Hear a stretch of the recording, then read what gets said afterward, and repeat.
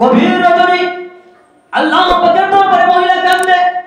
মহিলা বলে, ও আল্লাহ, তোমার রাসূলের হাদিস শুনেছি, মসজিদ বানাইলে আল্লাহ তুমি নাকি জান্নাতে একটা বালাখানা বানায়া দিবা। ও গো মালিক, ও গো আল্লাহ, আসমানের মালিক, ও গো জমিনের মালিক, আমাকে তুমি গরিব বানাইছো। আল্লাহ, আমার ইনকামের লোক কেউ নাই, আমার স্বামী নাই, আমাকে তুমি গরিব বানাইছো। আল্লাহ, এই 1 টাকার জন্য কি আমি জান্নাত পাবো না?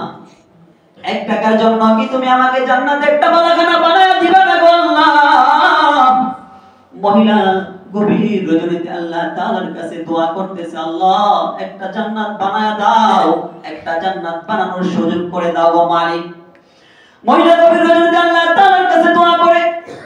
মহিলার কানে কানে কে যেন বলে যাও, মহিলা হারুন রশিদ একদিন ঘুমের ঘরে আল্লাহ পাক রব্বুল আলামিন তাকে স্বপ্নে দেখাইতেছে, বাদশা হারুন, তুমি একটা বড় মসজিদ নির্মাণ করো, তুমি একটা মসজিদ নির্মাণ করো। বাদশা হারুন রশিদের ঘুম ভেঙে গেল। ঘুম ভেঙে যাওয়ার পর বাদশা হারুন রশিদ চিন্তা করতে লাগলেন, হাই হাই কি স্বপ্ন দেখলাম, আল্লাহ তাআলা আমাকে স্বপ্ন দেখাইছে যে আমি মসজিদ নির্মাণ করতে। আমাকে আল্লাহ তাআলা বলতেছেন যে তুমি একটা মসজিদ নির্মাণ করো, আল্লাহ তাআলা আমাকে স্বপ্ন দেখাইছে। ফজরের নামাজের পর এরকম সমস্ত মন্ত্রীদেরকে বলতেছেন, মন্ত্রিসভা ডাক দিলেন যে আল্লাহ তাআলা রাতের বেলা আমাকে স্বপ্ন দেখাইছে আমি যেন একটা বড় মসজিদ নির্মাণ করি। মন্ত্রিসভার লোকেরা তো ভালো কাজ বললে চলবে না, তোমাদেরকেও সহযোগিতা করতে হবে, তোমাদের সহযোগিতা পেলে আমি সুন্দর একটা মসজিদ নির্মাণ করতে পারবো। বাদশা হারুন রশিদ মন্ত্রিসভার লোকদেরকে ডাক দিয়ে বলেন, তোমরা যদি আমাকে সাহায্য আর সহযোগিতা করো তাহলে আমি সুন্দরভাবে একটা মসজিদ নির্মাণ করতে পারবো। বাদশা হারুন রশিদের প্রশ্নে তারা জবাব দেয়, ঠিক আছে, এটা ভালো কাজ, আল্লাহ তাআলার জন্য মসজিদ নির্মাণ করব, কোনো সমস্যা নাই, আমরা রাজি, আপনি কাজ শুরু করেন। কিন্তু তোমরা রাজি থাকলেও হবে না, আমার রাজ্যে একটা ঘোষণা দিয়ে দাও, যার যার সামর্থ্য অনুযায়ী প্রত্যেকেই যেন আমার মসজিদে দান করে, প্রত্যেকেই যেন আল্লাহ তাআলার জন্য দান করে, সদকায়ে জারিয়ার জন্য কিছু কিছু দান করে।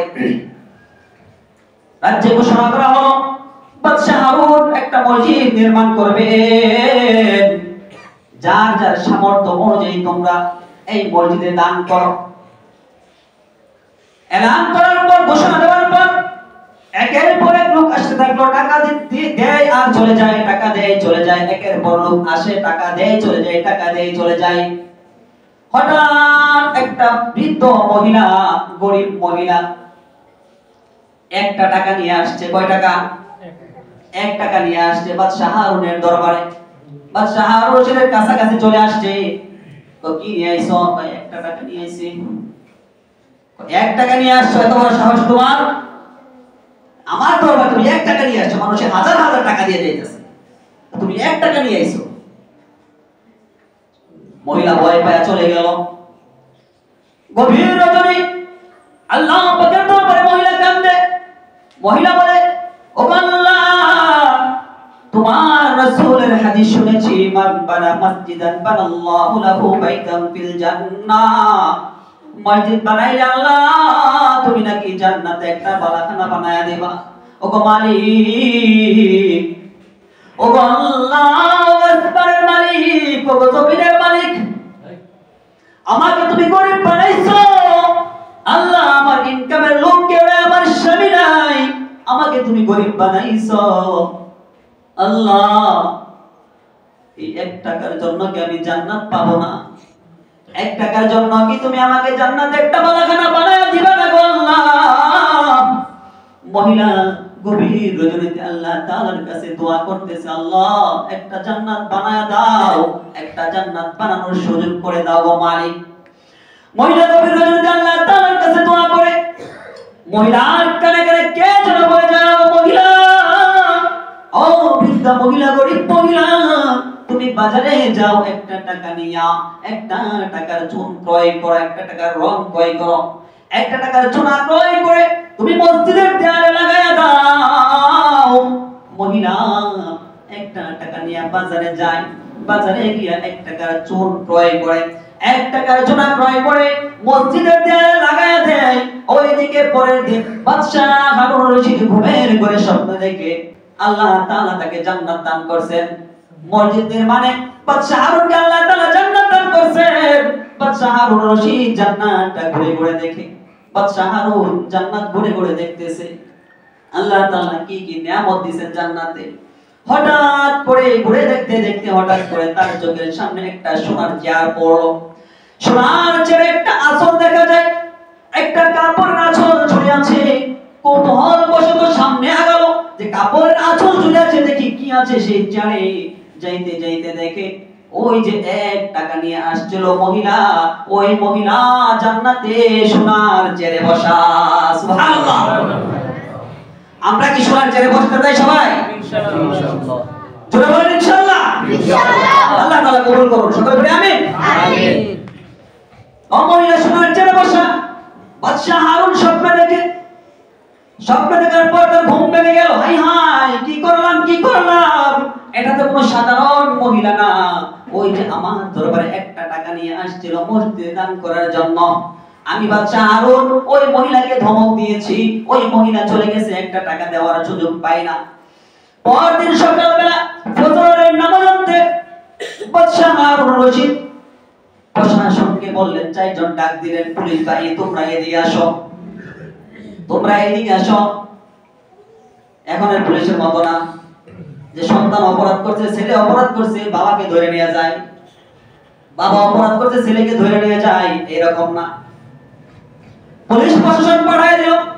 বাদশা হারুন রশিদ চারজন পাঠালো প্রহরী, ওই মহিলাকে নিয়ে আসো। সাবধান সাবধান, মহিলার সাথে কোনো বেয়াদবি যাতে না হয়ে যায়, এটা কোনো সাধারণ মহিলা না।